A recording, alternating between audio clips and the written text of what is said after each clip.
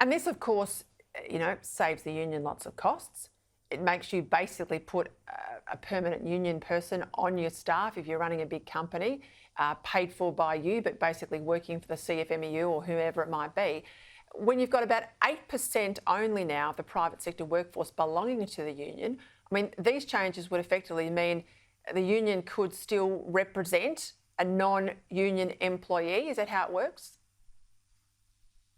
Well, there's 8% of the entire private workforce that is represented by unions, but unions will have 100% of control. So that means that they will have more control than management over making decisions. They'll be able to communicate, disseminate information to whomever they want on a work site, across any sort of site, across different organisations on a site, and the employer or other employers won't be able to do anything about it.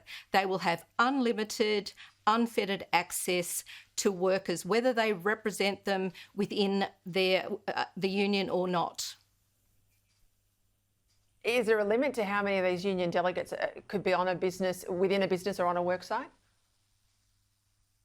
There is no limit to what a union is able to represent on a work site. So if they want 10% of that workforce as union delegates, they can have 10% of that workforce as delegates and won't be able to do anything about it. Now, that's a high cost to the employer, where an employer might have to allow that union delegate to have time to go and meet in meetings, to be able to do training with people, to go off and do political lobbying, to go to Canberra to represent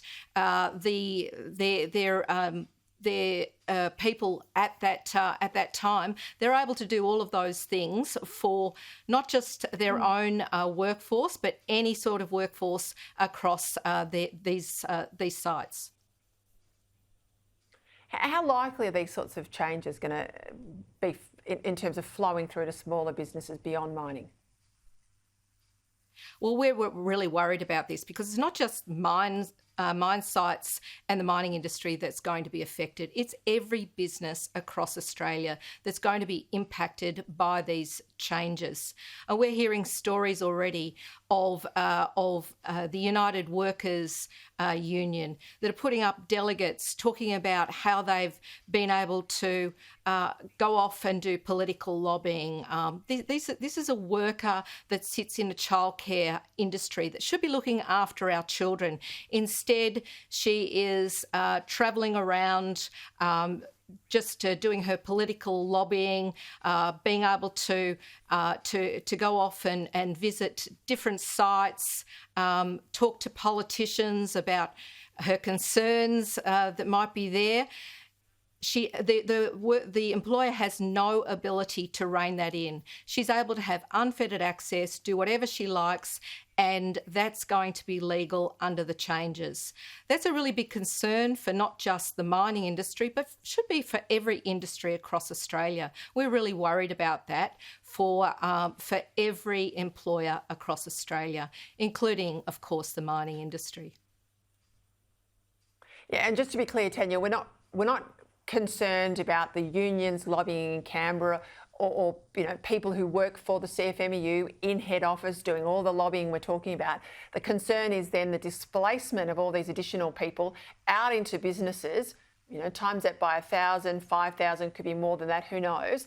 Every business could have employees who are basically union workers, for want of a better term, and they are constantly out there on outreach, not the work the company pays them to do.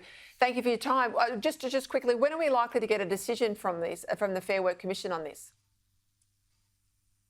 Well, they're meeting at the moment, taking evidence from different organisations, but we expect to see a decision on this over the next couple of weeks, Peter. All right, thank you, Tania. We'll stay across at Tania Constable there, CEO of the Minerals Council, and she's right, it'll flow through to small businesses, which is why this matters.